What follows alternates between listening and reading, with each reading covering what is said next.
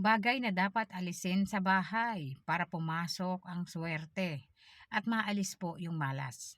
Kasi marami po sa atin hindi alam na yung pagdoble-doble ng kamalasan sa buhay, minsan na idudulot ng maliliit na mga bagay na hindi ninyo alam na ito pala ang pinagmumulan nito.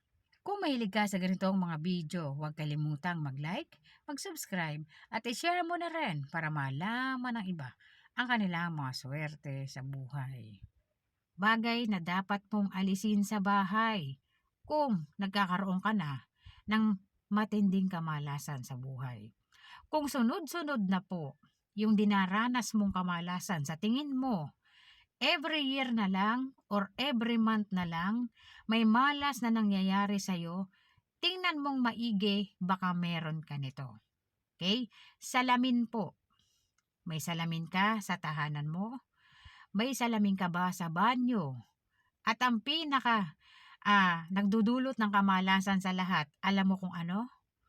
Yung compact mirror na maliit na meron ka, na ginagamit natin or ginagamit ng lahat kapag tayo ay lumalabas. Dito natin tinitingnan yung ating mga sarili. Yan po ay isa sa pinakadelikadong salamin. Dahil sa bawat labas mo na nandyan sa bag mo, yung compact mirror mong maliit, lahat ng nakakasalubong mo o lahat ng energies sa lugar na pinuntahan mo, nakukuha ng salamin at nakukulong ito doon. Nadodoble niya pa ang mga yan. Okay? Bakit pinakadelikado yung compact mirror na maliit? At bakit dapat siyang palitan kaagad once na nakakita ka ng damages dyan kahit maliit?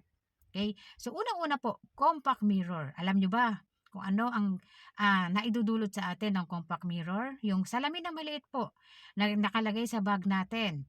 At dyan tayo tumitingin kapag tayo ay lumalabas para tingnan ang ating mga sarili. Una-una po, may magandang dulot sa atin yan. Okay? Kapag ikaw ay lalabas at dala-dala mo yung mirror na yan, nakalagay sa bag mo, natutulungan ka po niyan na protektahan laban sa mga malas na enerhiya na pwedeng idinudulot sa iyo ng iba. Ngayon, mayroon pong downside yan. Kapag napunta ka sa mga malas na lugar na magugulo, or lugar na hindi masyadong kaaya-aya sa paningin, idodoble ng salamin mo yan kahit yan ay nasa bag mo pa. At naiipon yung energies niyan dyan sa compact mirror mo. Okay? So, sa araw-araw na lumalabas ka at dala-dala mo yung compact mirror mo, naiipon ang lahat-lahat ng swerte at malas na enerhiya dyan. At yan ang nagdudulot sa'yo ng malas. Paano gawing lucky charms yung compact mirror na meron ka? At ano dapat ang titingnan mo para malaman mo kung dapat mo na ba itong palitan? Bukod sa nakararanas ka na ng maya-mayang kamalasan sa buhay. Kung sa tingin mo, taon-taon na lang, nagkakaroon ka ng mga bad luck or sa tingin mo minamalas ka or kada buwan na lang may hindi magandang nangyayari sa buhay mo, sa bahay ninyo, tingnan mo ngayon yung mga salamin na meron ka sa bahay. Okay?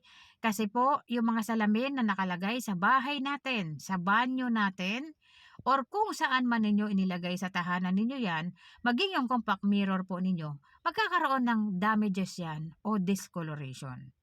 Senyalis yan na kailangan ninyong i-cleanse yung salamin na nasa tahanan ninyo. Okay? So, una-una po, paano siya i-cleanse muna.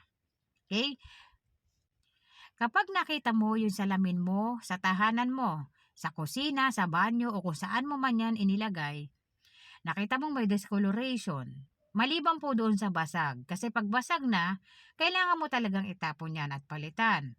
Pero kung may makikita ka lang na gasgas at sa tingin mo nanlalabo yung salamin, kumuha ka po ng konting asin at tubig Paghaluin mo at iyon ang ipangpunas mo. Pagkatapos mong punasan yon, kumuha ka ulit ng tubig, patakan mo ng isang kalamansi at ipunas mo siya ulit para po maibalik yung pag-akit niya ng good luck energies at yung ambiance sa loob ng tahanan ninyo, maibalik yung good luck energies na naaakit po ng salamin. Kasi naikakalat ng salamin kung ano man po yung na-capture niya doon. So kaya nagkakaroon siya ng discoloration, ng gasgas, at kung minsan lalabo siya. Okay? So kung hindi naman siya basag at nakakakita ka ng discoloration dito, punasan mo lang po yan, okay na yan. Okay? Yan yung mga salamin na nasa bahay natin. Okay? Ngayon, pagdating po sa compact mirror ninyo, iba yan. Okay? Kasi bakit iba mga madam, mga sir? Yung salamin sa bahay natin, palaging dyan lang yan nakatutok sa kung saan ito nakatapat. Okay? Kung sa banyo lang yan. Kung sa kusina lang yan. Kung sa living room lang yan. Okay? Sa compact mirror mo na nakalagay sa bag mo, araw-araw ka umaalis. Okay? Kung saan-saan napupunta, kung sino-sino ang nakakausap at nakakasalubong mo sa paglabas mo pa lang sa bahay mo. Ang bawat na-capture mo na energies sa paglabas mo pa lang sa mga taong nakakausap mo, ang salamin mo po ay pwedeng nagdulot na sa'yo ng protective energies. Okay? At pwede ring umakit na yan ng negative energies at dinoble pa niya. Okay? So, paano ninyo gagawing swerte at pangontra yung salamin ninyo? Simple lang po. Bukod sa meron tayong nabibili, mga madam, mga sir. Okay? May nabibili po tayo na salamin na may nakadikit na talaga na iba't ibang mga mantra, iba't ibang mga images ng lucky charms, at mayroon pong evil eye niyan. Okay, na nakadikit. Kung wala ka ng salamin na ganun at nais mo na maging protective shield yung salamin mo, yung compact mirror mo, pwede kang bumili ng maliit na evil eye, idikit mo sa likod ng salamin mo. Dito po, pwede ka nang kahit saan ka pumunta, yung salamin na meron ka, protective shield mo yan. Ang lahat ng masasalubong mo na kung anong enerhiya man ang meron sa mga yan, palaging nakaprotekta yung ginawa mo doon sa compact mirror mo.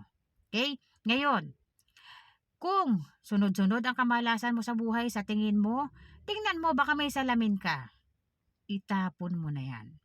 Pero bago mo itapon yan, kailangan po i-clear ang energies dyan. Ilagay mo muna siya sa salt sa labas ng bahay mo. Okay? Ilagay mo muna siya doon ng 3 days. Mga madam, mga sir, kuha ka ng maliit na lagayan, lagyan mo ng asin, at doon mo po ilagay yung compact mirror na yon para po sa loob ng 3 days na cleanse po, para masigurado po na lahat ng nakapture rito na energies ay maalis muna bago ito itapon. Okay? So pakatandaan po mga madam, mga sir, kung sa tingin mo palagi na lang nagkakaroon ng bad luck energies o mga pangyayari na bigla na lang at malas ang naidudulot nito, tingnan mo pong maigi, baka meron kayo sa pamilya ninyo, baka may mga anak ka na may mga compact mirror sila, ipa-cleanse sa kanila kung ayaw nila itong palitan. Pero kung ito po ay may damage na talaga, mga madam, mga sir, tinatapon po talaga yan. Kung yan ay okay pa, maayos pa, i-cleanse maigi. Kine-cleanse po ang salamin every 15 days. Yung iba po, weekly, kine-cleanse nila yan. Pinupunasan nila ng tubig na may konting asin dahil alam nila kung gaano karami yung na-capture nito na negative energies. So sa paglalagay po ng mga lucky charms, images ng lucky charms, images ng mga pangontra malas, nakakatulong po yan para yung salamin mo, yung compact mirror mo, ay maging protective shield para sa'yo. Okay? Kasi po, ang salamin, isang uri yan ng bagay na kayang i-times 2 ang lahat ng nakikita nito. Kaya't pinag-iingatan po ang paggamit. Okay? Lalong-lalo na po kung yung compact mirror mo napakatagal mo nang ginagamit, cleanse mo lang, punasan mo lang, okay na yan. Kung wala naman itong damage, pwede pa rin gamitin yan. Pero kung talagang sunod-sunod na ang kamalasan, palitan po yung compact mirror. Kung may salamin ka sa living room, sa banyo, sa kitchen o kung saan man, punasan lang yun. Okay na. Okay? Hindi kailangang itapon yon at palitan. Kung yun naman ay maayos ang kondisyon. Yung compact mirror po ang pinaka sa lahat na kinakailangan talagang i-replace kung tuloy-tuloy na or sunod-sunod na ang kamalasan sa buhay. Malaki po ang epekto niyan sa atin, hindi lang alam ng iba. Dahil ang iniisip natin, salamin lang yan, maliit na bagay lang, at nakasara naman palagi. Kahit nakasara yan, dala-dala mo yan sa araw-araw. Umaalis ka sa inyo, nakaka-capture nito ang lahat ng nakikita niya at nata-times 2 pa yan. Okay? So para po doon sa tanong, yung mga nagtatanong po, ayon sa comment ni ma'am, yung lucky color niya o yung lucky color ng ayon sa zodiac sign niya, yung lucky color base sa zodiac sign niya, malas sa taon or baliktad. Yung lucky color ng taon, malas naman sa animal sign niya. So, kung sakali po na sa tingin ninyo yung lucky color ng taon o yung lucky color ninyo malas, vice versa sa taon or sa animal sign, pwedeng gamitin yung katumbas nito. Halimbawa po bawal sa wood, bawal sa green. Pwede kang gumamit ng blue na e-enhance po yung green ng blue. So, yun ang gamitin mo. Kung sa tingin mo, hindi ka pwede sa green kasi lumabas, malas ito sa taon or hindi ito angkop sa zodiac sign mo, gamitin mo yung nag-enhance dito. Halimbawa po, fire colors naman, malas sa taon mo, malas sa animal sign mo or sa taon mo, swerte naman sa taon ng 2026, yung fire. Ang gawin mo, gumamit ka ng green. Okay? Na-enhance nito ang fire at swerte pa rin ang hatid nito sa'yo. Okay? So, pwede tayong gumamit ng katumbas nito mga madam, mga sir. Para po, pwede pa rin tayong makapag-activate ng good luck energies kahit hindi mismo yung kulay na yun yung ginamit natin. Okay? So, pwede nating hanapin kung ano yung katumbas ng kulay na sa tingin mo hindi pwede sa'yo. Yun ang gamitin mo. Okay? At para po doon sa nagtatanong, yung halaman sa harap na gumagapang, ang kanyang halaman ay patola. Ma'am o sir, yung patola po, yan po ay may hangganan. Kapag namunga ang patola, dumarating sa point na nalalanta na yung pinakapuno, yung pinakahalaman ng patola. Kapag natapos na yung pamumunga niyan, talagang nalalanta yan. Okay? So, hindi siya ganon kagaya ng alokbati, yung mga damo na gumagapang na tuloy-tuloy lang po. Walang paglanta ang mga yon. Palalim ng palalim pa ang mga ugat nun at palawak ng palawak yon. Okay? So, yung nagtatanim ng gulay na patola o kung anong gulay man yan na pag-harvest ninyo, dumarating talaga sa point na nalalanta na siya. Okay? Pwede po yung ganon. Huwag nyo lang itapat sa pintuan ninyo talaga. Nabablock na po yung pintuan ninyo. Pwede naman po yung ganon. Iba po kasi yung alokbate, yung damo na talagang hindi sila nalalanta. Tuloy-tuloy, lalo silang nagtatribe. Inuukupan na nila yung buong area. Okay? So, yung mga gulay po na nakatanim sa harap ninyo, tingnan nyo lang na hindi yan nakaharang sa pinto or nakatapat mismo sa pinto na hindi na nakikita yung pinto, yung gulay na lang. Pwede naman po kasi magtanim yan. At yung comment ni sir na pinya sa harap ng bahay at ito ay namumunga na, sir or ma'am, kung sa tingin mo hindi ka naman minalas nung tinanim mo yan, okay lang yan. At kung yung pinya mo ay pwede mong iurong, wag mo idikit sa dingding mo. Kung halimbawa yung dahon mahaba, sikapin mo lang na walang madidikit sa parte ng bahay mo. Pwede yan. Okay? Lalo na kung yung pinya na yan namunga pa. So, ibig sabihin, yung pinya mo ay nagiging protective shield mo siya sa area mo. Kasi namunga siya nang wala ka namang nagiging anumang struggle. Okay? So, kung sakali man, Gupitin mo lang yung dahon para walang didikit sa bahay mo, okay na yan. At yung comment ni ma'am, golden photos nasa harap ng bahay, ma'am okay lang naman po ang golden photos. Taasin mo lang, huwag mo siya pagkapangin sa lupa, okay. Pero ang pinakamaganda sa golden photos, southeast, lagay mo siya dun ma'am. Lahat ng proyekto, lahat ng plano natutupad, okay. Isa yun sa mga nadudulot ng, golden photos, sa mga may golden photos po.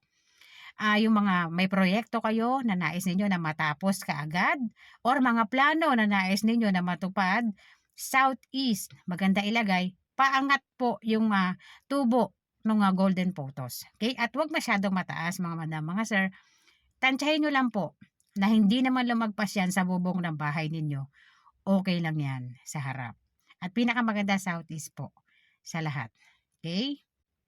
At yung nagtatanong po pampaswerte sa wallet, mga madam, mga sir, marami po tayong puwedeng gamitin na pampaswerte sa wallet. Puwede kang bumili ng amulet, puwede kang maglagay ng bigas sa wallet mo, puwede kang maglagay ng, Chinese coins diyan sa wallet mo, at puwede rin naman na maglagay ka na lang ng, pinakamalaking amount ng, paper bill ng, pera po sa wallet mo para aakitin niya yung, money energies papasok sa inyo or papunta sa'yo. Yung seed money po, puwedeng yun na lang kung wala kang mailalagay na lucky charms or kung nais mo na mag-DIY ka, piliin mo bagong pera, bagong-bagong pera po, yun ang gamitin mo para wala pa itong na-capture na anumang negative energies. Huwag po kayong gumamit ng pera na malambot na bilang seed money ninyo.